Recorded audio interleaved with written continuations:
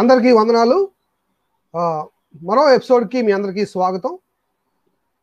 ఈరోజు అంశంలోకి మనం వెళ్ళిపోదాం. ఈరోజు అంశం ఏంటంటే, సనాతన ధర్మంలో కుల వ్యవస్థ లేదని చాలామంది మతోన్మాదులు ఈ మధ్యకాలంలో చెప్తున్నారు. వర్ణ వ్యవస్థ మాత్రమే మాకు ఉంది, కుల వ్యవస్థ అనేది అసలు మాకు లేదు. ఈ కుల వ్యవస్థ బ్రిటిష్ వారు తీసుకొచ్చి మా మీద రుద్దడం జరిగింది. అంతేకాకుండా పోర్చుగీస్ వారు దీనికి నామకరణం చేశారు, క్యాస్ట్ అని. దాని తర్వాత క్యాస్టో అని నామకరణం చేశారు. దాని తర్వాత బ్రిటిష్ వారు దాన్ని మరలా క్యాస్ట్ అని మార్చి క్యాస్ట్ సిస్టమ్ అనేది తీసుకొచ్చడం జరిగింది భారతదేశంలో. అసలు క్యాస్ట్ అనే పదం కానీ కులం అనే పదం కానీ మా పుస్తకాలలో లేదు అని చాలామంది మతోన్మాదులు వాదిస్తూ ఉన్నారు. మరి దీని కొరకు చర్చ చేయడానికి మన మధ్య అనిల్ గారు ఉన్నారు. ఆయన ఆహ్వానిద్దాం. బ్రదర్ అనిల్ గారు, వందనాలండి. మీరు ఇప్పటివరకు విన్నారు కదా, క్యాస్ట్ సిస్టమ్, క్యాస్టో అనే పదం పోర్చుగీస్ వారు తెచ్చారని, తర్వాత బ్రిటిష్ వారు దాన్ని క్యాస్ట్ సిస్టమ్ అని చెప్పారని, కులం అనే పదజాలం అసలు మా గ్రంథాల్లోనూ లేదని, మా దగ్గర ఉన్నదంతా వర్ణమని, వర్ణ వ్యవస్థ మాకు ఉందని, ఇంకొంచెం ముందుకు వెళ్ళి ఇంకేమంటారంటే, వారి వారి పనుల వల్ల, వృత్తుల వల్ల ఇలా వర్ణాల్లో ఉన్న 4 భాగాలు కూడా మేము ఏర్పాటు చేసుకున్నాం అన్నట్టుగా వారు మాట్లాడుతూ ఉన్నారు. దీని మీద మీ కంప్లీట్ ఆన్సర్ మీరు ఇస్తారని, మీ రీసెర్చ్లో మరి కులము అనే పదానికి సంబంధించిన విషయం సనాతన గ్రంథాల్లో, సనాతన ధర్మం చెప్పుకుంటున్న గ్రంథాల్లో ఏ గ్రంథాల్లో వీటి ప్రస్తావన ఉంది, పూర్తి స్థాయి వివరణ మీ దగ్గర నుంచి ఆశిస్తున్నామండి అనిల్ గారు. మరి మీ వివరణలోకి మా ప్రేక్షకులందరం తీసుకెళ్తే చాలా మంది వెయిట్ చేస్తున్నారు. మరి తీసుకెళ్తే కనుక మేమందరం ఆనందిస్తాం మీరు చెప్తుంటే. రైట్. మొట్టమొదట వీక్షిస్తున్న వీక్షకులందరికీ సర్వశక్తిమంతుడైన యేసుక్రీస్తు నామమున శుభములు. మీ అందరికీ వందనాలండి. Good evening. మొట్టమొదట ఈ వర్ణ వ్యవస్థ అనేది ఒక సామాజిక దురాచారమా, లేకపోతే ఇది సహజంగానే దేవుని చిత్తమా, దేవుడు ఇలా మనుషుల్ని తయారు చేశాడా అనేది ఈ 2 వైపుల నుంచి ఆలోచించాల్సిన అంటే గంభీరంగా ఆలోచించాల్సిన విషయం. ఈ వర్ణ వ్యవస్థ అనేది మా బుక్కుల్లో ఉంది, కానీ వర్ణం వేరు, కులం వేరు. వర్ణం కులం ఒకటి కాదు అని వాదించే వాళ్ళు కొల్లలుగా ఉన్నారు. నేను యూట్యూబ్ లో ఎన్నో వీడియోలు చూసాను. ఈవెన్ సుబ్రహ్మణ్య స్వామి అనే ఒక సీనియర్ లాయర్, మన సెంట్రల్ గవర్నమెంట్ ఆఫ్ ఇండియా నుంచి ఎంపీగా ఉన్న ఆ సుబ్రహ్మణ్య స్వామి దగ్గర నుండి ఈ చిన్న చిన్న కుహనా మేధావులు ఏదో ఎవరో చెప్తుంటే విని ఇంకా అదే చిలక పలుకులు పలుకుతుంటారు కదా, ఇలా చిలక ఏదో మనం ఏం నేర్పిస్తే అదే పలికింది. అలా చిలక పలుకులు పలికే వాళ్ళు కూడా ఇదే మాట చెప్తుంటారు. అసలుకి క్యాస్ట్ సిస్టమ్ అనేది అసలు మా బుక్కుల్లో ఎక్కడా లేదండి.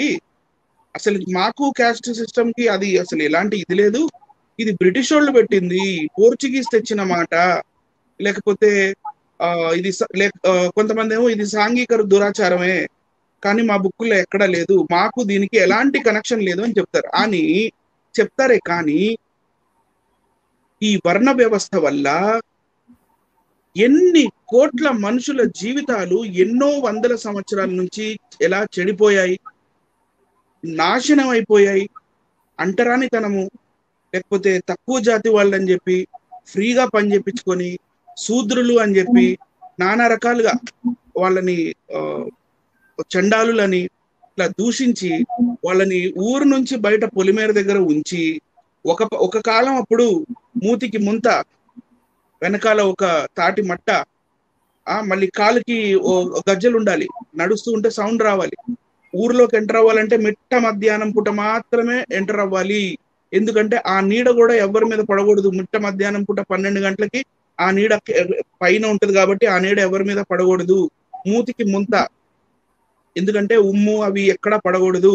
మళ్ళీ వెనకాల తాటి మట్ట, ఎందుకంటే ఆ అడుగులు కూడా చెరిగిపోవాలి. తాటి మట్ట వెనకాల మొలకి కట్టుకొని వెళ్తూ ఉంటే ఆ తాటి మట్ట, ఇంతకు ముందు పాతకాలంలో రోడ్లు ఉండేవి కాదు కాబట్టి ఇసుకలో నడిచేటప్పుడు వాళ్ళ కాలి అడుగులు పడతాయి కాబట్టి ఆ కాలి అడుగులు కూడా ఇది ఊడి చేస్తూ వెళ్ళిపోయేవి.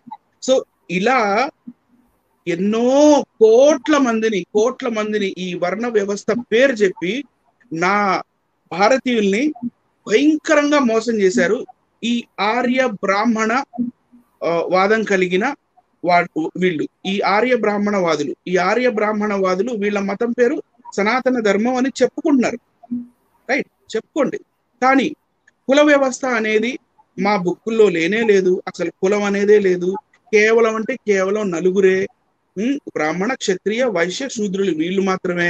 ఈ మిగతావన్నీ బ్రిటిష్ వాళ్ళు తెచ్చినవి అనేది కేవలం అంటే కేవలం ఒక బూటకం. రైట్, కట్టుకథ. కేవలం అంటే కేవలం ఒక బూటకం, కట్టుకథ. ఇలాంటివి ఎన్నెన్నో కట్టుకథలు రాస్తున్నారు. ఈ కట్టుకథలు ఏంటో కూడా నేను చూపిస్తాను. నా భారతీయుల్ని, నా ప్రజల్ని, నా అన్నలు, అక్కలు, చెల్లెలు, తమ్ముళ్ళు, అన్నల్ని వాళ్ళని ఇలాంటి బూటకపు కథలు చెప్పి ఎలా మోసం చేశారు, ఈ ఆర్య బ్రాహ్మణ వాదం కలిగిన వాళ్ళు ఎలా మోసం చేశారు అనేది ఈ రోజు నేను బహిర్గతం చేయాలనుకుంటున్నాను సార్. కాబట్టి ఇప్పుడు మనం మన పీపీటీలోకి వెళ్ళిపోతే ఒక్కసారి షేర్ చేస్తారండి.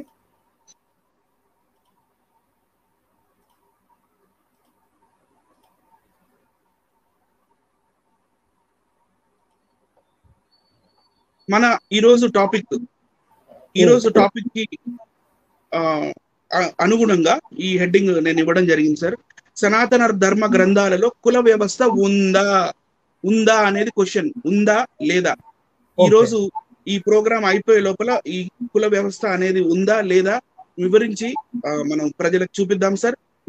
మనం నెక్స్ట్ దాంట్లోకి వెళ్ళిపోదాము. నెక్స్ట్ స్లైడ్ లోకి.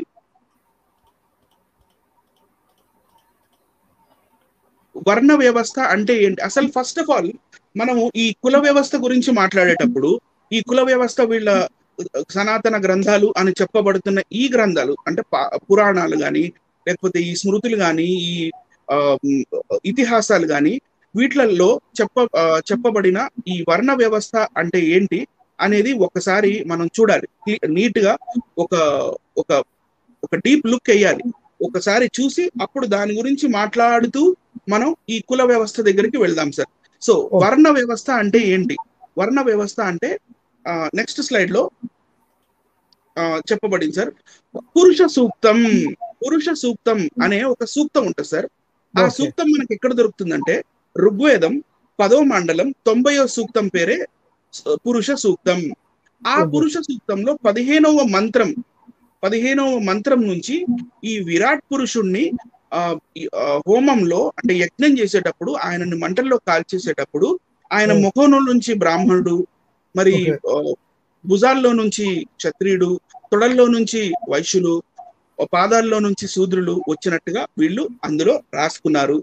అందులో పురుష సూక్తంలో విరాట్ పురుషుని యొక్క స్వరూప స్వభావ విశేషాలు నిరూపించబడ్డాయి. ఓకే. సనాతన ధర్మంలో సార్ ఇది చాలా ఇంపార్టెంట్, చాలా జాగ్రత్తగా అర్థం చేసుకోవాలి చూస్తున్న వాళ్ళు. సనాతన ధర్మంలో చాతుర్వర్ణ వ్యవస్థకు బీజం పడింది ఋగ్వేదం 10వ మండలంలో నుంచే. ఇక్కడ నుంచే బీజం పడింది. సరే, తర్వాత నెక్స్ట్ ఏం జరిగింది సార్ అది చూద్దాం. నెక్స్ట్ ఏం జరిగిందంటే మరి భగవద్గీతలో శ్రీకృష్ణుల వారు చెప్తున్నట్టుగా వీళ్ళు రాసుకున్నారు. ఏం రాసుకున్నారంటే ఇక్కడ శ్రీకృష్ణుల వారు సంస్కృత శ్లోకంలో చెప్తున్నారు చూడండి.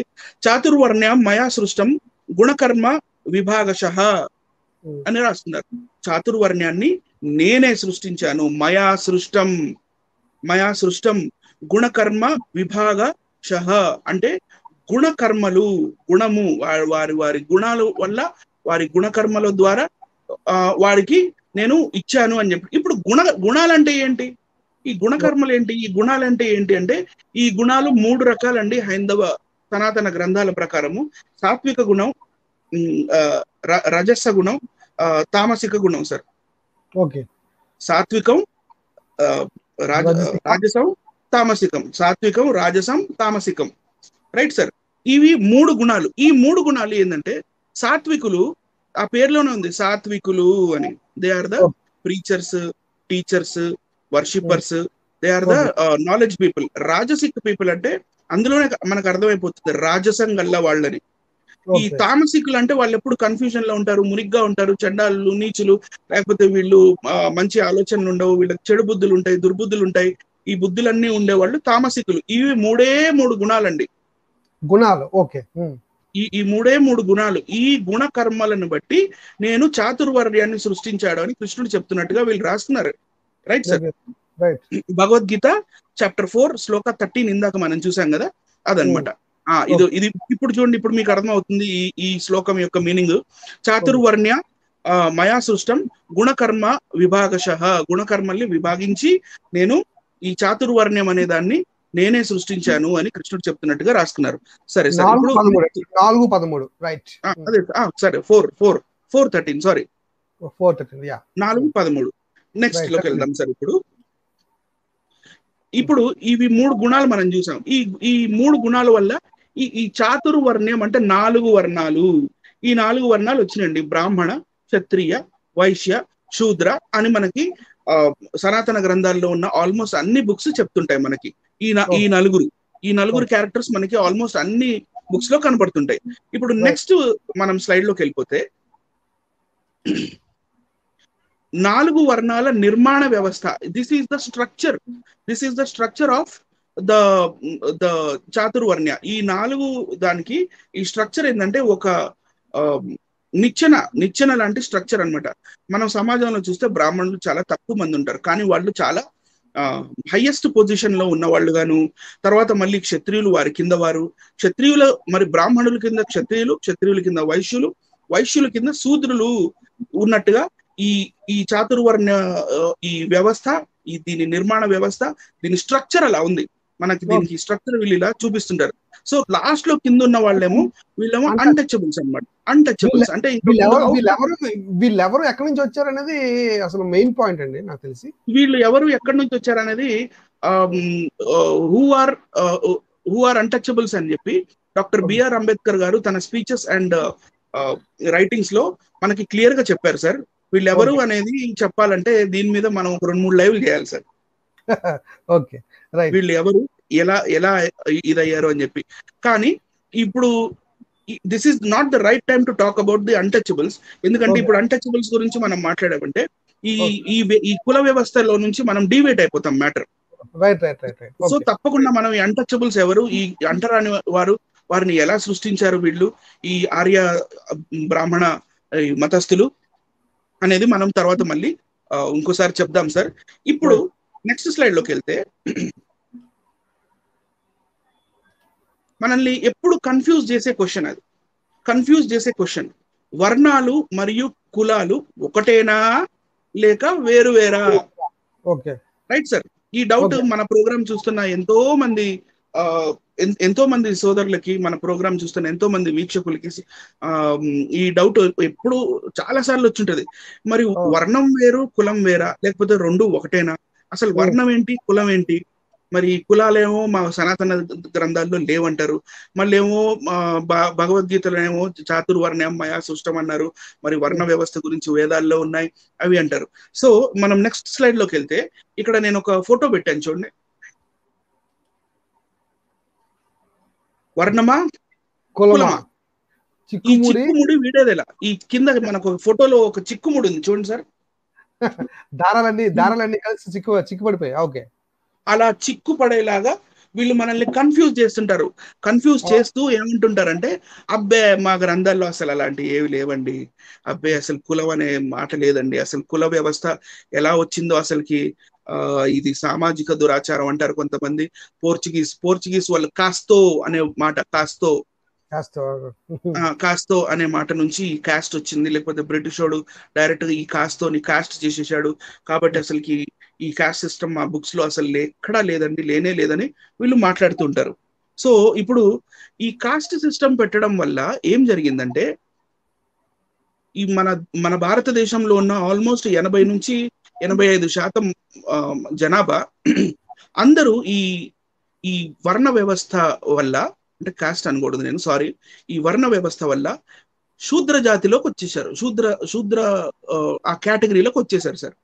Okay, right sir. ఈ శూద్ర కేటగిరీలోకి వచ్చిన తర్వాత వాళ్ళని తక్కువ చూపు చూడటం వల్ల, మరి వాళ్ళకి ఈ సమాజంలో వివక్ష ఉండడం వల్ల వాళ్ళ జీవితాలు ఈ అంతగా వికసించలేకపోయాయి. వాళ్ళు అంతగా డెవలప్ అవ్వలేకపోయారు. డెవలప్ అవ్వలేక వాళ్ళు గ్రామాల్లోనూ మళ్ళీ ఈ పట్టణాల్లోనూ వచ్చినా వీళ్ళు ఒక సర్వెంట్స్ గానే ఉండిపోయారు, వీళ్ళు దాసులుగానే ఉండిపోయారు వీళ్ళకి. ఎందుకంటే మెయిన్ గా వీళ్ళు చదువు చెప్పలేదు. కాబట్టి సార్ నేను ఒక వీడియో గురించి మీతో ప్రస్తావించాను, ఒక సాంగ్ గురించి.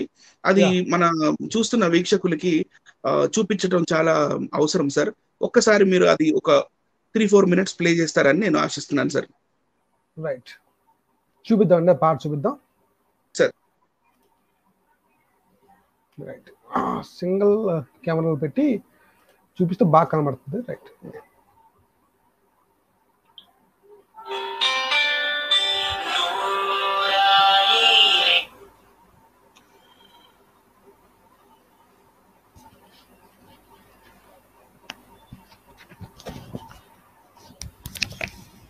ప్లే అవ్వట్లేదు సార్.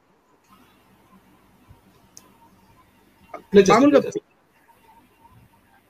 ఓకే.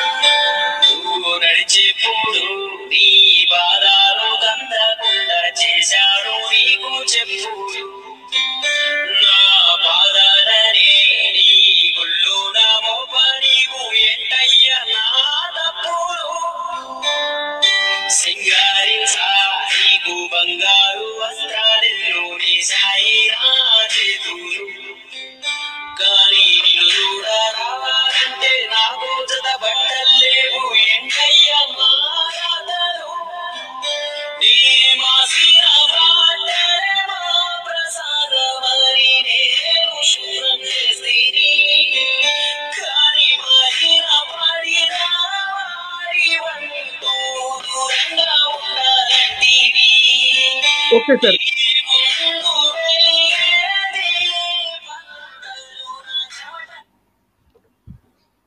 సో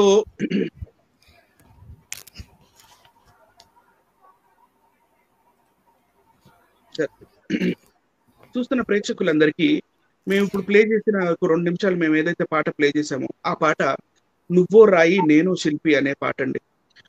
ఈ పాట విన్న ప్రతిసారి నా కళ్ళల్లో నీళ్లు తిరుగుతాయి సార్, సే వెరీ సీరియస్లీ. ఎందుకంటే ఇందులో ఆ భావోద్వేగాలు, లేకపోతే వీళ్ళతో ఫ్రీగా పనులు చేపించుకొని వీళ్ళని దేవుడికి ఎలా దూరం చేశారు, సమాజానికి ఎలా దూరం చేశారు, వీళ్ళని మనకి అంటే మీరు శూద్రులు అని చెప్పి తక్కువ జాతి వారిని చేసి మీ తక్కువ జాతిలో పుట్టుకలు మీవని చెప్పి మరి వాళ్ళు ఎంతగా ఎన్ని వందల సంవత్సరాలు ఈ వివక్షకి గురయ్యారు, ఇవన్నీ ఈ పాటలో క్లియర్ గా చూపించడం జరిగింది. మనం మొత్తం పాట ప్లే చేయలేదు.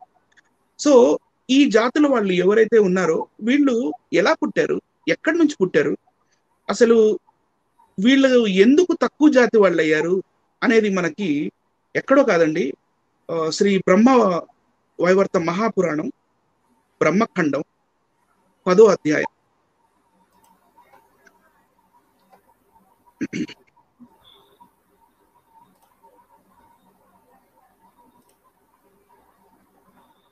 శ్రీ బ్రహ్మ వైవర్త మహాపురాణం బ్రహ్మఖండం 10వ అధ్యాయం. మా గ్రంథాల్లో అసలు ఇలాంటివి లేవు అని చెప్పే ప్రబుద్ధులకి కొంచెం చెవులు పెద్దగా చేసుకొని, చెవులు కొంచెం జాగ్రత్తగా, కళ్ళు పెద్దగా చేసుకొని మేము చూపిస్తున్న ఈ రెఫరెన్స్లు చూసి సభ్య సమాజంలో మరి ఏం సమాధానం చెప్తారో చెప్పండి. ఎస్పెషల్లీ నేను మతోన్మాదులకి చెప్తున్నాను. సెకండ్, మరి ఇక్కడ చెప్పబడుతున్న అన్య జాతులు కానీ, అన్య కులాలు కానీ, ఈ వీళ్ళు కానీ, వీళ్ళందరూ నా దేశస్తులు. వీళ్ళందరికీ ఒక స్టోరీ చెప్పి వీళ్ళకి ఒక పాపపు పుట్టుకని, వీళ్ళు పాపం ద్వారా పుట్టారు, వీళ్ళ పుట్టుక ఒక పాపపు పుట్టుక, వీళ్ళది ఒక నీచపు పుట్టుక అని వీళ్ళ గ్రంథాల్లో ఎలా రాసుకున్నారో చూడండి సార్. బ్రహ్మదేవుని ముఖము నుండి ఇతర బ్రాహ్మణ జాతులు ఉద్భవించినవి. వారు ఆయా ప్రదేశముల యందు గోత్రములు లేకను ఉన్నారు. చంద్రుడు, సూర్యుడు, మనువుల గోత్రముల నుండి క్షత్రియులు పుట్టినారు. అంటే చంద్రవంశం వాళ్ళు, సూర్యవంశం వాళ్ళు, ఈ మనువుల ఈ వంశం వాళ్ళు, వీళ్ళు క్షత్రియులు అయ్యారంట. బ్రహ్మదేవుని బాహువు నుండి ఇతర క్షత్రియ జాతులు పుట్టినవి. అట్లే బ్రహ్మదేవుని తొడల నుండి వైశ్యులు, పాదముల నుండి శూద్ర జాతులు పుట్టినవి. Right sir. నెక్స్ట్ కింద ఇక్కడ ఉన్న దాంట్లో ఆ 4 జాతుల సంకరము వలన వర్ణ సంకరములు జరిగినవి. అది ద మోస్ట్ ఇంపార్టెంట్ థింగ్, మీరు అర్థం చేసుకోవాలి ఇక్కడ. ఆ 4 జాతుల సంకరం అంటే క్రాస్ బ్రీడింగ్ అని చెప్తున్నాడు ఇక్కడ. ఆ 4 క్రాస్ బ్రీడ్ అని రాశారు సార్, చూడండి. ఆ 4 జాతుల సంకరము వలన వర్ణ సంకరములు జరిగినవి. Next sir, next slide. Next question. ఇప్పుడు మనకి అంటే $1 మిలియన్ క్వశ్చన్ ఏంటంటే, వర్ణ సంకరము ఎలా జరిగింది అంటే నిజంగా జరగలేదు సార్, నిజంగా జరగలేదు. దేవుడు మన అందరినీ మన తండ్రికి మన తల్లికి మనకి నార్మల్ జన్మనిచ్చాడు. పుట్టుకతోటే ఎవడు కాస్ట్ తోటి పుట్టాడు సార్. Right sir. వీళ్ళు బుక్కుల్లో ఎలా రాసుకొని మరి ఎలా అణిచిపెట్టారు మీది తక్కువ జాతి అని చెప్పి చూపించడానికి ఒక కథ చెప్పారు సార్. ఆ కథలో కూడా శృంగారము, అశ్లీలము అన్నీ ఉంటాయి. ఓకే, నెక్స్ట్ స్లైడ్ లోకి వెళ్దాం సార్. ఇది బ్రహ్మవైవర్త పురాణం, అదే ఇందాక చెప్పింది శ్రీ బ్రహ్మవైవర్త మహాపురాణం బ్రహ్మఖండం 10వ అధ్యాయంలో సౌతి మహర్షి ఇట్లు పలికెను. ఘృతచి అను అప్సర అందమైన వేషము, అంటే అందమైన వేషం అంటే వేషాలని కాదు, మంచి బట్టలు వేసుకొని మంచి చీర కట్టుకొని ధరించి పుష్కర ప్రాంతమున వెళ్ళుచుండగా విశ్వకర్మ ఆమెను చూచిన. ఆమె ఊరికి అలా వెళ్తుందంట. విశ్వకర్మ, ఇప్పుడు ఈ విశ్వకర్మ ఎవరంటే ఈ సనాతన గ్రంథాల్లో ఉన్న ఒక ఇంజనీర్, సనాతన ధర్మం యొక్క గ్రంథంలో ఉన్న ఒక ఇంజనీర్. ఆ ఇంజనీర్ అంటే వీళ్ళకి ఎప్పుడు ఎక్కడ ఏది కట్టాలన్నా విశ్వకర్మ వచ్చి కట్టాల్సిందే. లైక్ చిన్న ఎగ్జాంపుల్ ఏంటంటే, ద్వారకా నగరం కట్టాలి ఒక 2 రోజుల్లో. ద్వారకా నగరం వీళ్ళ బుక్స్ లో ప్రకారం విశ్వకర్మ కట్టేశాడు. అలాగే స్వర్గంలో కూడా కొన్ని ఆల్టరేషన్స్, మళ్ళీ రెనోవేషన్స్ ఇవన్నీ జరుగుతుంటాయి. టైల్స్ వేస్తారా, వేస్తారా అన్ని, ఇవన్నీ విశ్వకర్మ చేస్తాడు అనమాట ఈ పనులు. Right sir. విశ్వకర్మ ఆమెను చూశాను. ఘృతచి అతనిని చూడగానే వికసించిన మనస్సుతో ఆమె వెంటబడి ఉమ్. మన్మథావిష్ట హృదయముతో శృంగార కార్యమునకు రమ్మని ఆమెను ప్రార్థించను. ఏం చేయడానికి రమ్మన్నాడంటే సార్, శృంగార కార్యమునకు రమ్మని ఆమెను ప్రార్థించాను. ఓకే. అంటే వ్యభిచారానికే కదా సార్ రమ్మన్నాడు, ఎస్. రమ్మన్నాడు కదా సార్. ఆమె దేవవేశ్య, ఆమె ఓకే. అప్సరస అంటేనే దేవవేశ్యలు. ఓకే. ఈ దేవవేశ్యని పట్టుకొని మనం వ్యభిచారం చేద్దాం రండి అని పిలిచాడంటే సార్. ఓకే. రత్నాలంకార భూషణములు కలది, కోమలమైన సమస్త అవయవములు కలది, 16 వయసు లాగా ఉంటదంట సార్. చూడండి, 16 సంవత్సరముల స్త్రీ వలె స్థిరమైన యవ్వనముతో ఉన్నది, పెద్దనైన నితంబ భారముతో బాధపడుతున్నది, మునుల మనస్సులను సహితము మోహింపజేయునది, కామముతో బాగుగా నిండినది అయిన ఘృతచిని కఠినమైన ఆమె డాష్లను గాలి వల్ల కొంగు పక్కకు జరుగుట వలన కనిపించిన కఠినము గుండ్రము ఎత్తైన ఆమె డాష్లను చిరునవ్వుతో శరత్కాల చంద్రుని అపహరించు ఆమె ముఖమును పండిన దొండ పండు వలె అందమైన ఆమెని వర్ణిస్తున్నారు సార్ అక్కడ. ఓకే. Right sir. వీళ్ళకి ఇలాంటి వర్ణనలు లేకపోతే ఆ పేజ్ పూర్తి అవ్వదు. ఓకే. అవును. సరే, ఈ నేను అండర్లైన్ చేశాను చూడండి సార్. ఆ లైన్ చెక్కిళ్లను చూసి కామశాస్త్ర పండితుడైన విశ్వకర్మ కామాగ్ని పెంచునట్లు వినసొంపైన మాటలు ఈ విధంగా పలికాను. ఆమె దగ్గరికి వెళ్ళి మాట్లాడుతున్నాడు. చూడండి సార్ ఏం మాట్లాడు. నా యొక్క ప్రాణముల కన్నా మిన్నైన ఓ ప్రియురాలా, నా ప్రాణమును అపహరించి ఎటుపోచున్నావు? కొద్దిసేపు ఇక్కడ ఆగుము. నిన్ను వెతుకుచునే ఈ ప్రపంచమంతయు తిరుగుతున్నాను. నీవు కనిపించనిచో అగ్నిలో పడి నా ప్రాణము తీసుకొనుటకు సిద్ధమగుచున్నాను. నీవు మన్మథ లోకముకు వెళ్ళినట్టు రంభ చెప్పగా విని ఇక్కడికి వచ్చి తిని ఇప్పుడే ఇక్కడికి వచ్చాడు. అంటే యాక్చువల్గా ఈమె గురించి ఎప్పటి నుంచో ఎదుగుతున్నాడు. ఎప్పటి నుంచో వెతుకుతుంటే రంభ దగ్గరికి వెళ్ళి ఈమె ఎక్కడ వెళ్ళింది ఘృతాచి అని అడిగితే రంభ చెప్పింది మన్మథ లోకానికి వెళ్ళింది, వెళ్ళంటే ఇక్కడ మన్మథ లోకానికి వస్తది కదా అని చెప్పి దారిలో నిలబడి ఎదురు చూస్తున్నాడంట. పుష్పోద్యానంలో అందమైనది ఇవన్నీ సరే ఉంటాయి వీళ్ళ పేజీల్లో. మందమారుతముచే సువాసనలు గల సరస్వతీ నది తీరమున యువకుడు అందగాడు అయినా నాతో రమించుము అని అడుగుతున్నాడు. అనుభవం కలవారి మధ్య జరుగును సంఘం చాలా గొప్పది. అనుభవం కలవారి మధ్య అంటే నువ్వు అనుభవం కలదానివే, నువ్వు ఎక్స్పీరియన్స్డే, నేను ఎక్స్పీరియన్స్డే, మన ఇద్దరు ఎక్స్పీరియన్స్ బాగుంది కదా, రా మనం పాపం చేద్దాము అని అడుగుతున్నాడు సార్. నెక్స్ట్ ఇక ఈమెకి డబ్బులు కూడా ఇస్తానంటున్నాడు. చూడండి ఇక్కడ third line sir, first paragraph third line నుంచి కుబేరుని భవనము నాకు పోయి అమితమైన సంపదను పొంది తిని, అట్లే వరుణుని నుండి రత్నమాలను, వాయువు నుండి రత్నభూషములు, అగ్ని నుండి పరిశుద్ధమైన వస్త్రముల జతను, మన్మధుని వల్ల స్త్రీలను సంతోషపెట్టు శాస్త్రమును, చంద్రుని వల్ల దుర్లభమైన శృంగార శిల్పము అంటే ఈ ఏదో న్యూడ్ గా ఉండి ఏదో శృంగారం చేస్తున్న అలాంటి శిల్పాలు కూడా నా దగ్గర ఉన్నాయి. రత్నమాలను, వస్త్రముల జతలు, ఇతర ఆభరణములు అన్నిటినీ నీకు ఇవ్వవలనని తలచి ఇక్కడికి వచ్చాను. నిన్ను వెదుకు సమయమును వాటిని మా ఇంట్లో దాచిపెట్టి వచ్చాను. సుఖ సంభోగ అనంతరం వానిని అన్నిటినీ నీకు ఇస్తాను అంటున్నాడు సార్. కాముకుడైన విశ్వామిత్రుడు ఈ విశ్వకర్మ మాటలు విని ఘృతాచి చిరునవ్వుతో ఏం చెప్తుంది నెక్స్ట్ దాంట్లో ఉంది సార్. నెక్స్ట్ దాంట్లో ఈమె ఏం చెప్తుందంటే, ఓ విశ్వకర్మ నీవు చెప్పిన మాటలు అన్నిటినీ నేను చక్కగా గ్రహించాను. కానీ సెకండ్ లైన్ అండర్లైన్ చేశాను చూడండి. నేను ఇప్పుడు అలంకరించుకొని కామదేవుడు అంటే మన్మధుడి ఇంటికి, కామదేవుని ఇంటికి అతని ప్రీతికై పోవుచున్నాను. మేము ఏ దినమున ఎవరి గురించి వెళ్ళదమో ఆ దినమున వారికి సంబంధించిన వారము. ఈ దినమున నేను మన్మధుని భార్యను. నేను ఈరోజు మన్మధుని భార్యనయ్యా, నేను రాను, కావాలంటే ఇంకెప్పుడన్నా వస్తాను నీ దగ్గరికి. అయినా మన్మధుడు నీ గురువు కదా, మన్మధుడు నీ గురువు కాబట్టి ఈ రోజుకి నేను మన్మధుడి భార్యను కాబట్టి నేను నీకు గురుపత్ని లాంటి దాన్ని, కాబట్టి నువ్వు నన్ను కామపుతో చూడకూడదు, తప్పు అది. నేను ఈ రోజుకి అమ్మ లాంటి దాన్ని, ఈ రోజు కాకుండా ఇంకెప్పుడన్నా నీ దగ్గరికి వస్తాను అని నెక్స్ట్ దాంట్లో చెప్తుంది చూడండి. ఓకే. Next sir. నెక్స్ట్. ఘృతచి మాటలు విని విశ్వకర్మ మిక్కిలి కోపించి, ఇక ఘృతచి చెప్పిన మాటకి ఆయన కోపం వచ్చిందంట సార్. ఓకే. ఘృతాచి మాటలు విని విశ్వకర్మ మిక్కిలి కోపించి ఆమెను భూమిపై శూద్రుల ఇంట్లో పుట్టమని చెప్పాను. అంటే ఈయనతోటి రాలేదు కాబట్టి ఈయనకి ఆ ఆధిక్యత ఉంది కాబట్టి ఈమెని శపించేశాడు.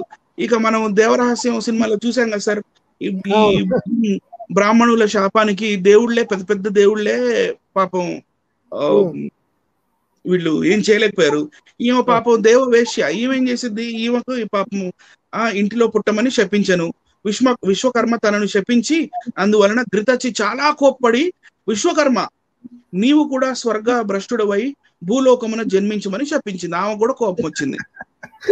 ఆమె కూడా ఉల్టా నువ్వు నువ్వు స్వర్గలోకంలో ఉంటావు కదా. అంటే ఇది చాలా ట్విస్ట్ లా ఉందండి.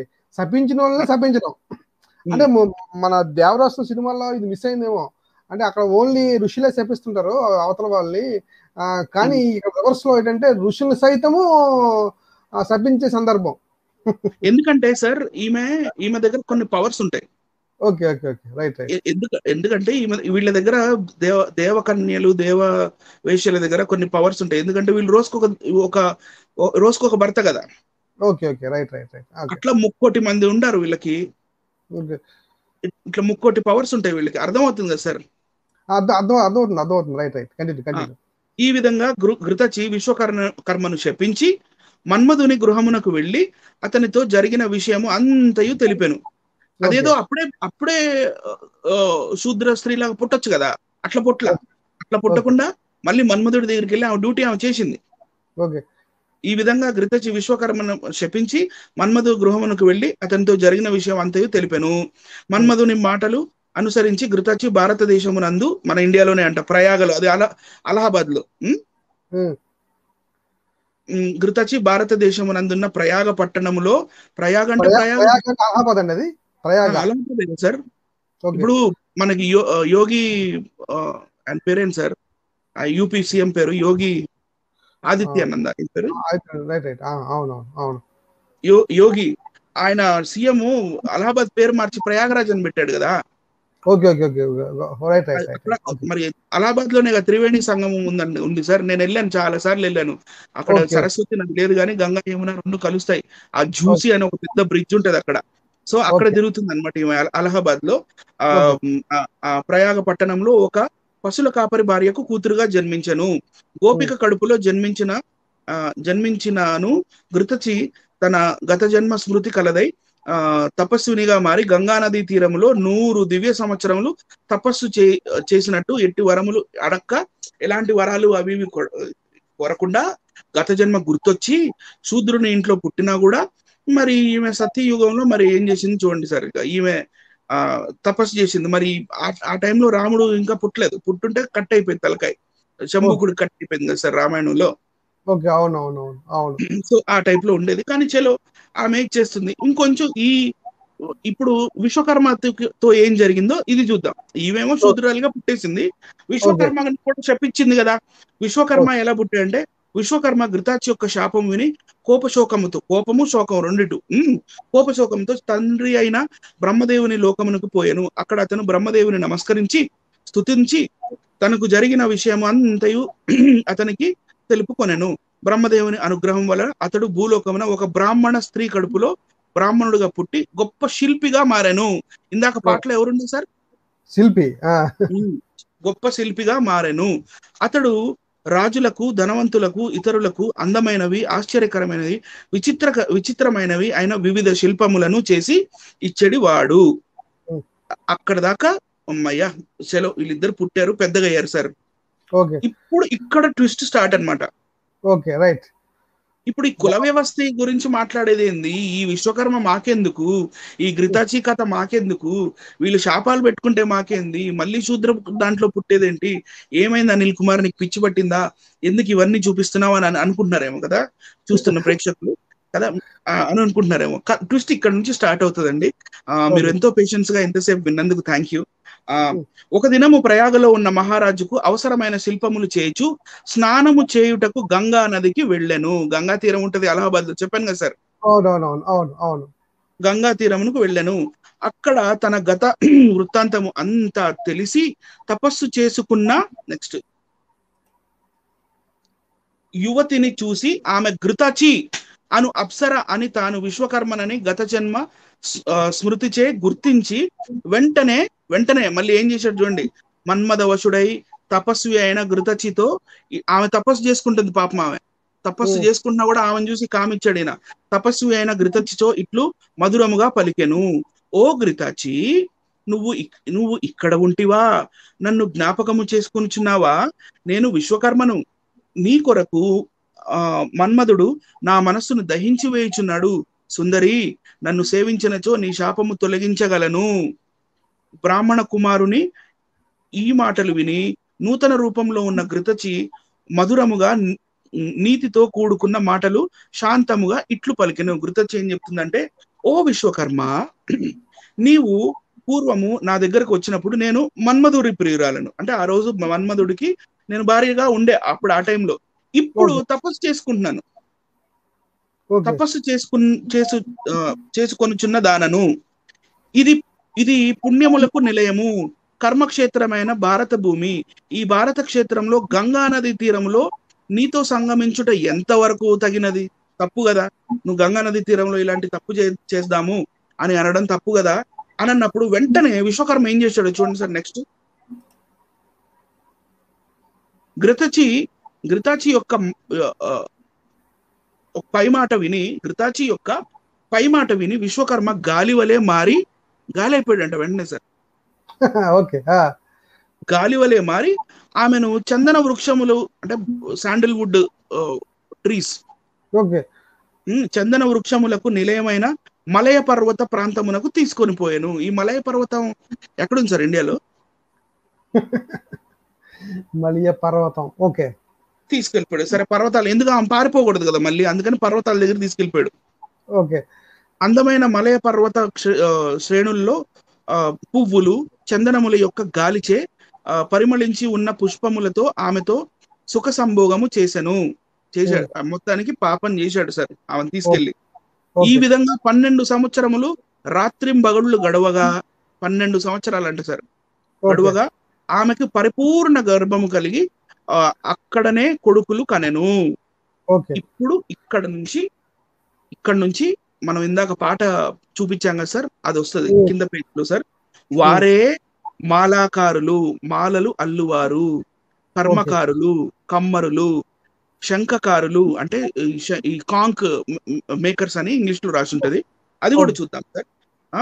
కువిందకులు అంటే నేత పని చేసేవాళ్ళు, కుంచకావరులు అంటే కుమ్మరులు, సూత్రకారులు అంటే వడ్రంగులు, స్వర్ణకారులు అంటే కంసాలి వాళ్ళు.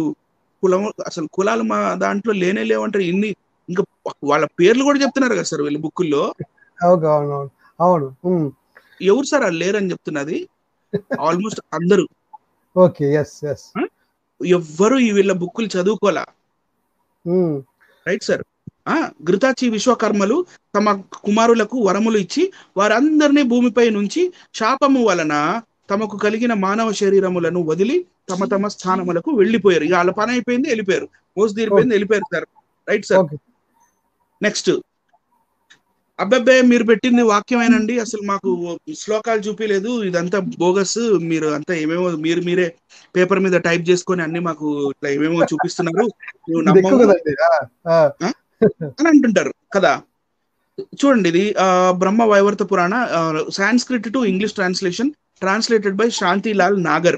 Right sir, Shantilal Nagar. Next, ఇదే ఇప్పుడు నేను చదివిందే ఇంగ్లీష్ లో ఉందా లేదా చూద్దాం sir. Thereafter, the lustful woman became pregnant with well-nourished fetus, and she gave birth to a 9 beautiful sons at that very place. O Saunaka, Vishwakarma imparted adequate training in various arts to all his sons, and they became intellects, competent, valorous, and wise. He then entrusting them the jobs of jobs anta gardeners, మాలాకారులు, అదే అది మాలి పని చేసేవాళ్ళు sir, carpenters,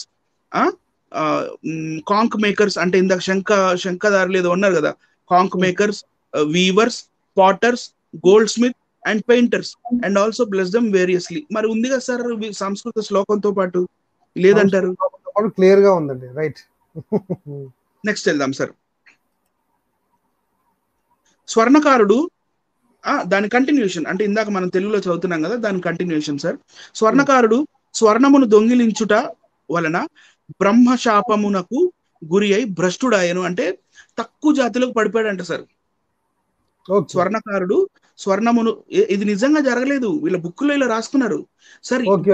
sir తక్కువ జాతి లేకపోతే తక్కువ కులము అది ఇది అట్లా ఏముండవు, ఎవరిదైనా పనే సార్. ఈ సమాజంలో ఒక పనివారు లేకపోతే ఆ సమాజం లో అది కుంటితనం, అవిటితనం అయిపోతుంది కదా సార్. ఇప్పుడు మనం 10 ఏళ్లలో ఒక్క ఏళ్ళు లేకపోయినా అది హ్యాండిక్యాప్టే. అంటే పనులు చేసుకునే వారిని ఇలాగ ఈ విధంగా మీరు ఇలాగ పుట్టారని చెప్పి ఇలాగా స్టోరీ రాశారనమాట. అది ఇట్లా స్టోరీ రాశారు, ఇట్లా స్టోరీ రాసి నమ్మించి మీరు తక్కువ జాతుల వాళ్ళు, వీళ్ళు విశ్వకర్మ ఇంకా ఘృతచి వీళ్ళిద్దరు చేసిన వ్యభిచారం వల్ల పుట్టిన వాళ్ళు కాబట్టి మీరు తక్కువ జాతుల వాళ్ళు అని వీళ్ళు మన భారతదేశంలో ఉన్న ప్రజల్ని మోసం చేశారు సార్. కనబడుతుంది క్లియర్ గా, రైట్. స్వర్ణకారుడు స్వర్ణమును దొంగిలించుట వలన బ్రహ్మశాపమున గురై భ్రష్టుడాయను. వడ్రంగుళ్ళంట యజ్ఞ సంబంధమైన కట్టెలు శీఘ్రముగా, అంటే టైంకి తేలేదని శీఘ్రముగా ఇవ్వనందున బ్రాహ్మణుల శాపమునకు గురి అయి పతితుడాయను. పతితుడు అంటే పాతితం, అంటే కింద పడిపోతారు చూడండి, అంటే దే హావ్ డౌన్ ఫాల్ అయిపోయింది వాళ్ళది సొసైటీలో స్టేటస్ డౌన్ ఫాల్ అయిపోయిందని చెప్తున్నాడు. చిత్రకారుడు చిత్రమును తారుమారు చేయుచున్నందువల్ల బ్రహ్మశాపమునకు ఇద్దరికి బ్రహ్మశాపమునకు బ్రాహ్మణ శాపమునకు గురి అయి పతితుడాయను. చివరకు ఒక వర్తకుడు, అంటే ఒక వర్తకుడు అంటే ట్రేడ్స్మెన్, మర్చెంటా sir? Merchant, businessman, merchant అంటే గూడ్స్ ఒక దగ్గర నుంచి ఒక దగ్గర తీసుకెళ్లే వాళ్ళు, traders. That's the correct word. చివరకు ఒక వర్తకుడు స్వర్ణకారుని స్నేహము వలన స్వర్ణ చౌర్యము మొదలగు దోషములు చేసి బ్రహ్మశాపం వలన పతితుడాయను. చిత్రకారునకు శూద్ర స్త్రీకి, అంటే ఈ పెయింటర్ కి అండ్ శూద్ర స్త్రీకి కలిగిన వాడు అట్టాలి కాకుడు, అంటే భవనమును కట్టువాడు, అంటే తాపీ మేస్త్రి అట్లా అయ్యాడంట. ఇందాక ఈ పాటలో మనం విన్నాం కదా, నేను నీ గర్భగుడి కట్టినప్పుడు పెద్ద మేస్త్రిని, నీ గుడిలోకి నన్ను రానిలేదు అని ఇందాక పాటలో విన్నాం. చిత్రకారునకు శూద్ర స్త్రీకి కలిగిన వాడు అట్టాలి కాకరుడు, భవనములు కట్టు తాపీ పని చేయు వారికి కమ్మరి, సరే అంటే అట్టాలికుడు, అక్కడ వరకు అది సెంటెన్స్ సార్. భవనములు కట్టు తాపీ పని చేయువానికి అండ్ కుమ్మరి స్త్రీకి కలిగిన వాడు కోటకుడను, ఇల్లు కట్టువాడంట. ఫస్ట్ వాడేమో భవనాలు కట్టే ఆయన, ఈయనేమో ఇల్లు కట్టేవాడు. కుమ్మరి వానికి కోటక స్త్రీకి పుట్టినవాడు తైలకారుడు, అంటే ఆయిల్ తీస్తుంటారు, కొబ్బరి నూనె లేకపోతే ఈ నువ్వుల నూనె, పల్లి నూనె, ఈ నూనెలు తీసేవాళ్ళు. వాళ్ళ పుట్టుక చూడండి ఎలా రాశారో, వీళ్ళు ఎంత నీచంగా రాశారు. కుమ్మరి వానికి కోటక స్త్రీకి పుట్టినవాడు తైలకారుడు అంట. క్షత్రియునకు రాజపుత్ర స్త్రీకి జారదోషమున, వ్యభిచారం వల్ల జారదోషమున పుట్టినవాడు తీవరుడు. తీవరునకు తైలకార స్త్రీకి పుట్టినవాడు దస్యుడు. లేటునకు కూడా అతనిని అందరు లేటుడు అని కూడా అంటారంట.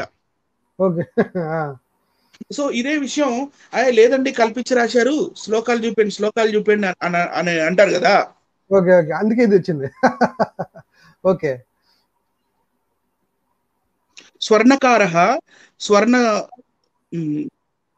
స్వర్ణ చౌర్య బ్రాహ్మణానాం ద్విజోత్తమ బభూవ పతితః సధో బ్రాహ్మణ శాపేన కర్మణ అని రాసింది అక్కడ సంస్కృత శ్లోకం.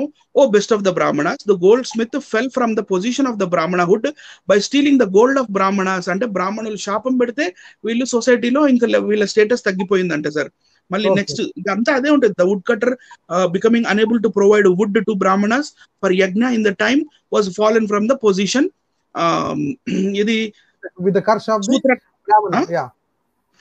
సూత్రకార ద్విజానాం తు శాపేన పతితో భువి. శీఘ్ర అంటే శీఘ్రం అంటే టైంకి తేలి శీఘ్రచ యజ్ఞకారన్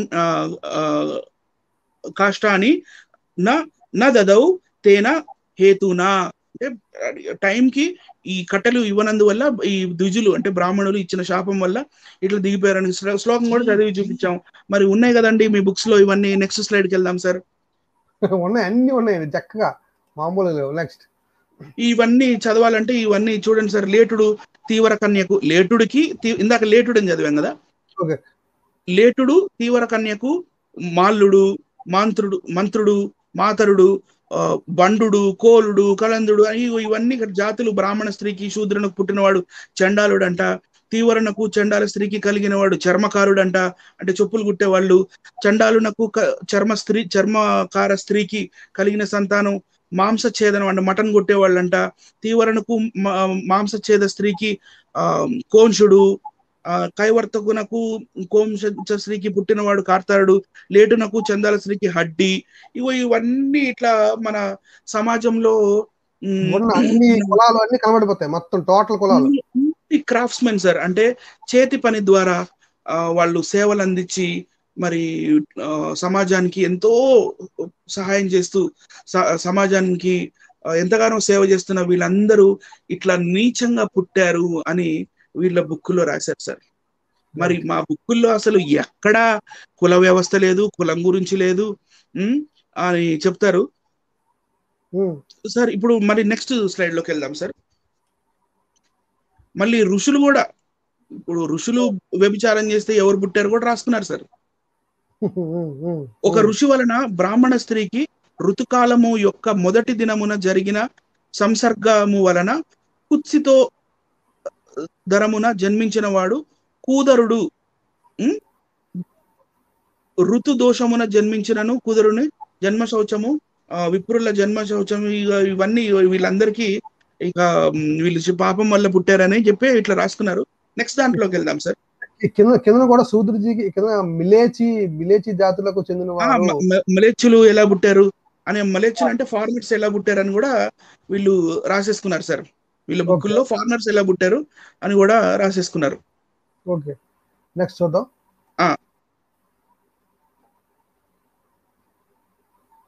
ఇదిగోండి, మ్లేచ్చునకు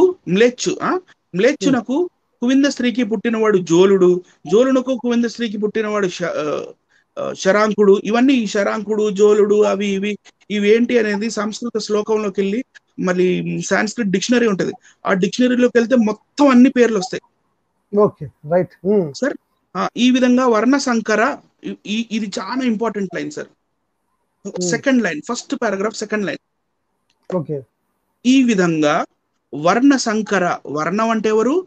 బ్రాహ్మణ, క్షత్రియ, వైశ్య, శూద్ర, ఈ వర్ణ వ్యవస్థలో ఉన్న వాళ్ళు. ఈ విధంగా వర్ణ సంకర దోషముల వలన ఇంతకు ముందెన్నడూ వినని జాతులెన్నో కలిగినవి. Right sir. ఓకే, మీకు ఇక్కడ కొత్త వర్డ్ కనపడతలా జాతులు అని సార్? జాతులు అని కొత్త వర్డ్ కనబడిందండి. అంటే ఇప్పటిదాకా మనం ఈ జాతి అనే వర్డ్ చదవలేదు. ఈ ప్రెజెంటేషన్ లో ఫస్ట్ నుంచి జాతి అనే వర్డ్ కలవాలి. వీళ్ళందరూ ఎలా పుట్టారు అని చూపించి ఇక్కడ ఒక స్టేట్మెంట్ ఇస్తున్నాడు. ఈ విధంగా వర్ణ సంకర దోషం అంటే ఆయా వాళ్ళు తప్పు పని చేయడం వల్ల ఇలాంటి ముందెన్నడూ లేని ఎన్నో లెక్కించలేనన్ని ఎన్నో జాతులు పుట్టాయని రాసుకున్నారు. వాటి సంఖ్య, వాటి పేర్లు నలవి కాదు, చెప్పలేమంట. అయితే ఇందులోనే అశ్విని కుమారులు అని ఉంటారు సార్, సూర్యుడు కొడుకులు. వీళ్ళు సూర్యుడికి మళ్ళీ వాళ్ళ భార్య గుర్రం రూపంలో ఉన్నప్పుడు పుడతారు ముక్కులో నుంచి. వీళ్ళు శివపురాణంలో మీకు గుర్తుండొచ్చు, శివపురాణంలో. సో ఈ అశ్విని కుమారుడు కూడా ఒక బ్రాహ్మణ స్త్రీని రేప్ చేశాడు, తెలుసా సార్? ఈ అశ్విని కుమారుడు బ్రాహ్మణ స్త్రీని రేప్ చేస్తే పాములు పట్టే వాళ్ళు కలిగారంట. కింద ఇదే ఇక్కడ ఉంది సెకండ్ పారాగ్రాఫ్ లో లాస్ట్ కి వారికి స్త్రీల అంటే సెకండ్ పారాగ్రాఫ్ లాస్ట్ లైన్, వారికి శూద్ర స్త్రీలు యందు పాములు పుట్టువారు కలిగిరి, పాములు పట్టే వాళ్ళు పుట్టారంట. ఓకే ఓకే అంటే వాళ్ళెవరిలో తప్పు చేసి పాపాలు చేసి ఇది చేస్తే, సరే నెక్స్ట్ దాంట్లోకి వెళ్దాం సార్. ఇక్కడ మీకు పావులు కథ చెప్తాను. పట్టేవారంటే అదొక జాతి అంటున్నారు కదా పైన మళ్ళీ అంటే అదొక ఆ, అదొక కులం పావులు అదొక పట్టే కులం రైట్ ఇప్పుడు కులం అంటే ఏంటి, నేను వస్తాను సార్. ఇంకా కులం అనే మాట నేను అనదలుచుకోలేదు ఇప్పుడే. ఓకే నెక్స్ట్ దాంట్లోకి వెళ్దాం సార్.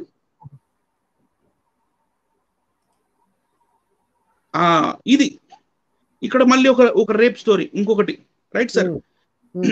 తీర్థయాత్రకు పోవచ్చున్న ఒక బ్రాహ్మణ స్త్రీని జనులు ఎవ్వరూ లేని పుష్పోద్యానమున రవి నందనమునై అశ్విని కుమారుడు చూచి కామించి, అశ్విని కుమారుడు అంటే సూర్యుడు కొడుకు, చూసి కామించి ఆ బ్రాహ్మణ స్త్రీ ఎంత నివారించినను వినక బలవంతముగా కలిగెను. అందువలన ఏర్పడిన గర్భమును ఆమె ఆ పుష్పోద్యానములోనే వదిలేసింది, అంటే అబార్షన్ అయిపోయింది.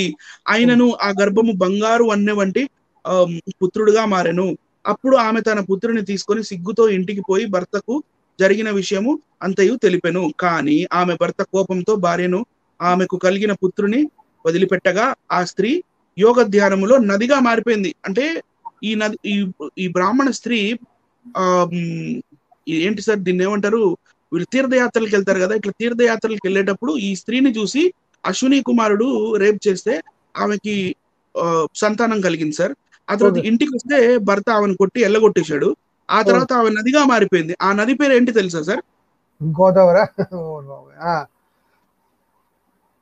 ఆ నదియే గోదావరి. ఇది ఏంటి సార్, నమ్మబుల్ గా ఉందా సార్ అసలు?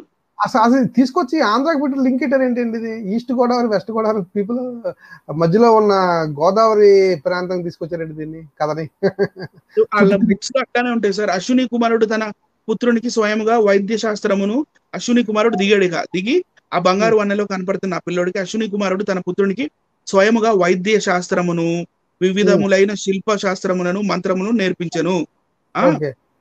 తర్వాత వీళ్ళు బ్రాహ్మణులు కూడా ఎలా మారిపోయారో చెప్తున్నారు చూడండి. ఇది కొంచెం ఇంపార్టెంటే.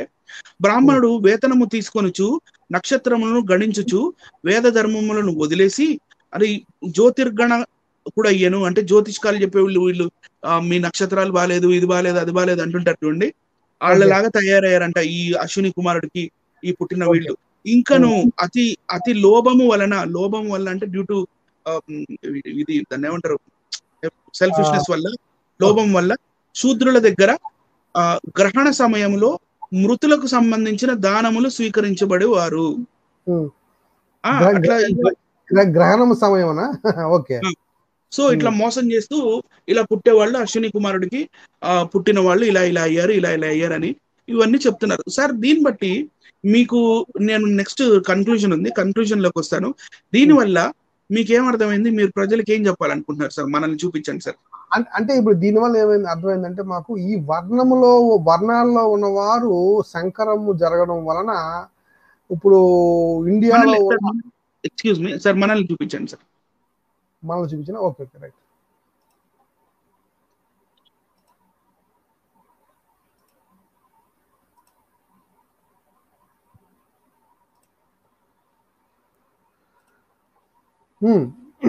నాకేమర్థమైందంటే, ఈ 4 వర్ణాల్లో ఉన్న వారిలో వారు సంకరము జరగడం వల్ల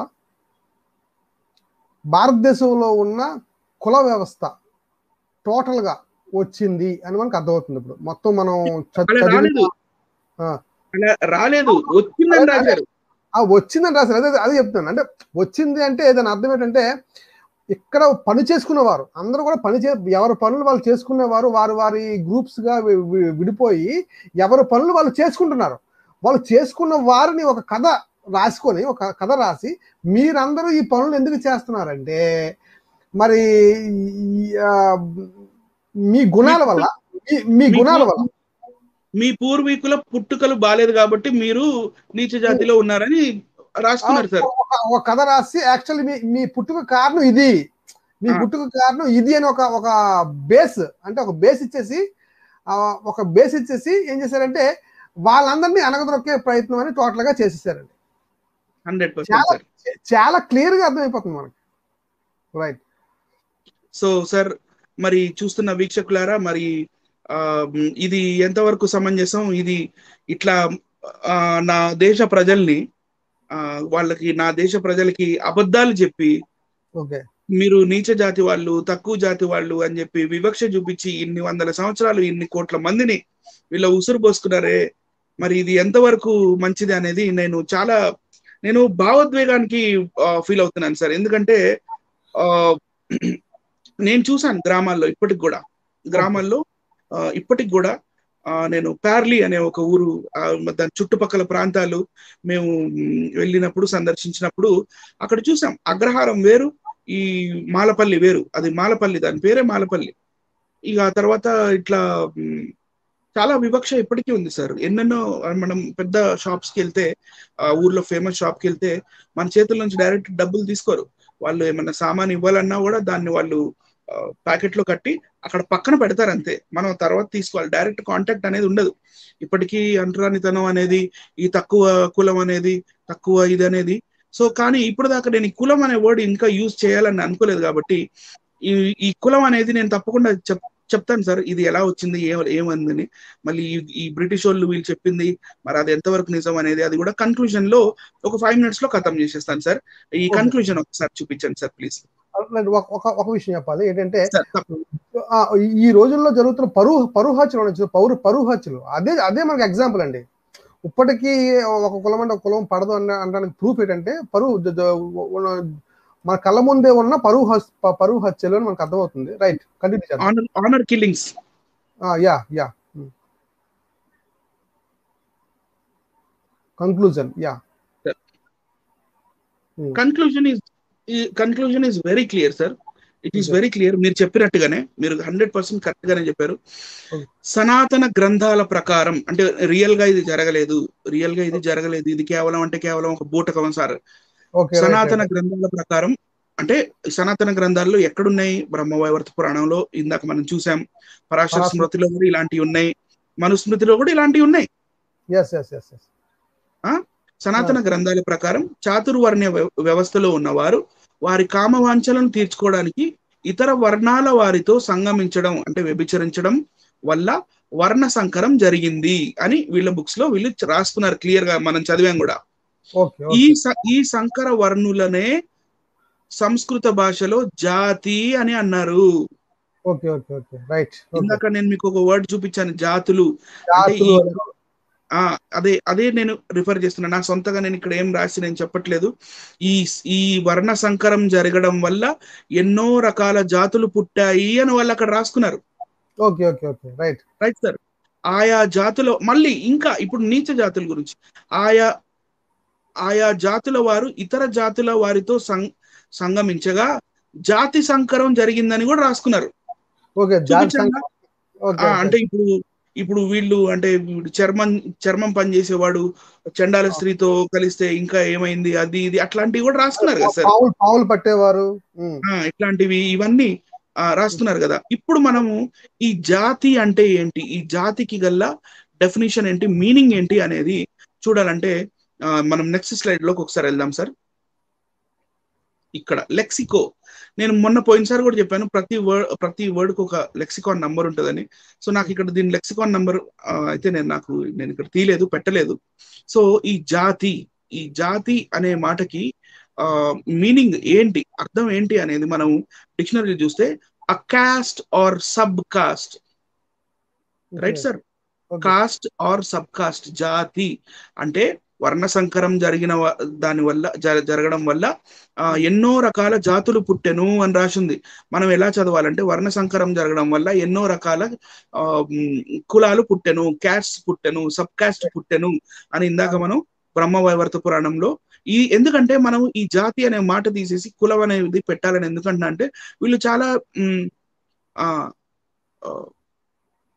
ట్రిక్కీగా రాశారు సార్, చాలా ట్రిక్కీగా రాశారు. అర్థం కాకుండా లేదు కులం అనే మాట లేదు అని అనుకుంటా చాలా ట్రిక్కీగా దీన్ని రాసుకున్నారు అనమాట. జాతి అనేది పెట్టారు. అక్కడ పెట్టి ఇక మన వాళ్ళందరినీ భారతదేశంలో ఉన్న ఆల్మోస్ట్ 90% మనుషుల్ని మీరు తక్కువ జాతి వాళ్ళు అని చెప్పి, లేకపోతే తక్కువ కులం వాళ్ళు అని చెప్పి వీళ్ళు బుక్స్ లో వీళ్ళు రాసుకున్నారు సార్.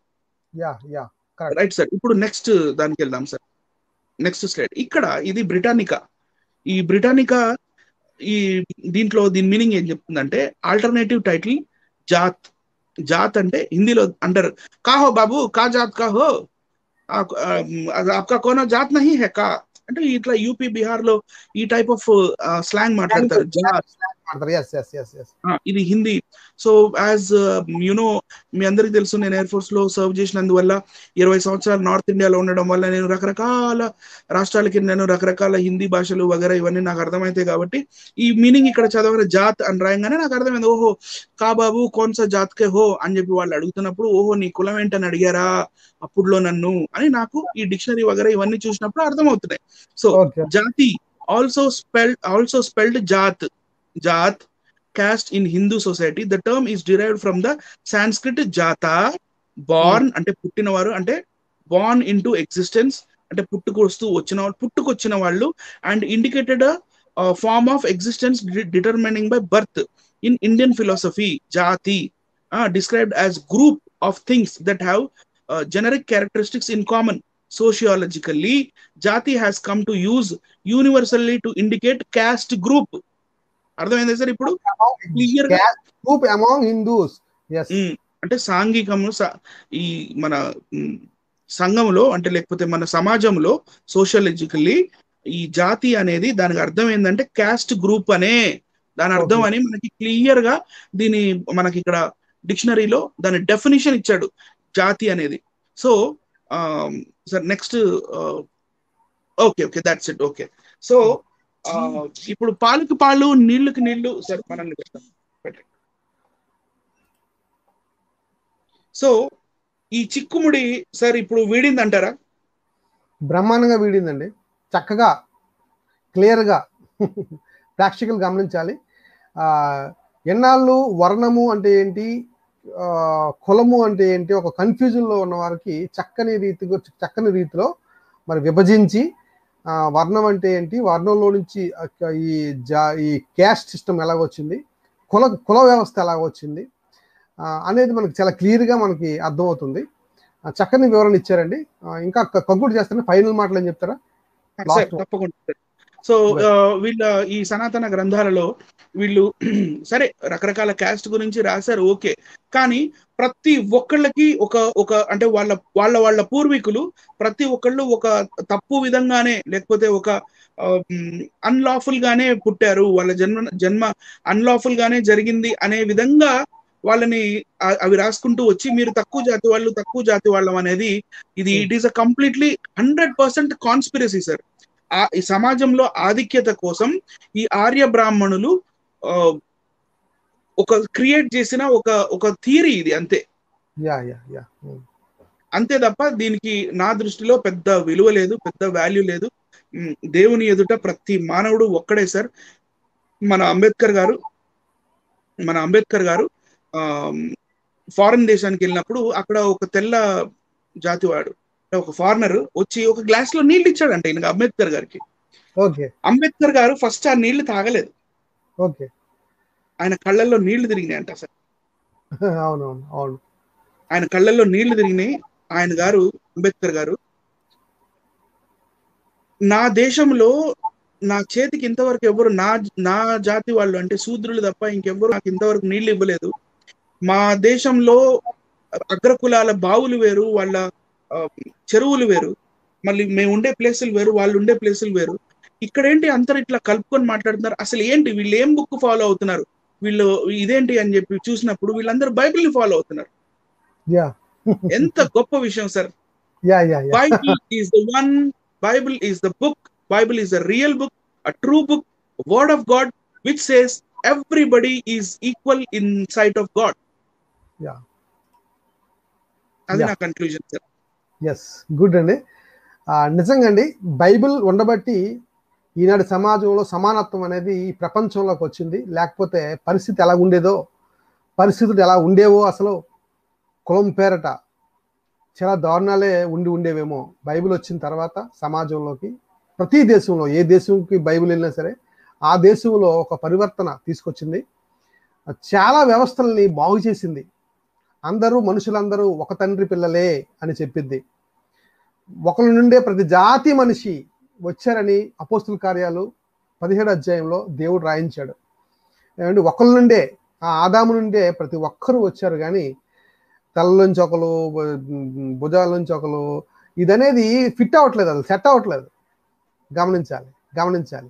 అంటే మనిషి అనే ఆయన ఒక్కరి నుంచే రావాలి అనేది మనకి అర్థమవుతుంది చాలా క్లియర్గా. మూలం అనేది ఒకటే. ఆ మూలం ఆదాం అని బైబిల్ చెప్తుంది. ఆదాముకి మూలం దేవుడు అని బైబిల్ చెప్తుంది. కనుక మనం అందరం దేవుడి సంతానం, దేవుడి పిల్లలుగా ఒక్కటిగా ఉండాలి. మనకి కుల మత భేదాలు లేవు అని ఇందుమూలంగా నేను తెలియజేస్తూ ఇంతటితో ఈ ప్రోగ్రామ్ను ముగిస్తున్నాను. మరి అనిల్ గారు ఇంత మంచి విషయాలు చెప్పినందుకు మీకు వందనాలండి. ఇలాంటి విషయాలు మరి మీతో ఎప్పుడు లైవ్ చేసినప్పటికీ ఇంకా మంచి విషయాలతో ముందుకు వస్తారని, మా ప్రేక్షకులందరికీ మంచి మంచి విషయాలు, లోతైన విషయాలు, కన్ఫ్యూజన్ లో ఉన్న విషయాలు, ప్రతి కన్ఫ్యూజన్ ని తీసేసి వాళ్ళ మైండ్ లో నుంచి ఫ్రీగా ఇక ఎవరికైనా జవాబు చెప్పే రీతిలో తయారవడానికి ఉపయోగపడతారని ఆశిస్తూ ఇంతటితో ఈ ప్రోగ్రామ్ ముగిస్తున్నాం. అందరికీ వందనాలు. Thank you.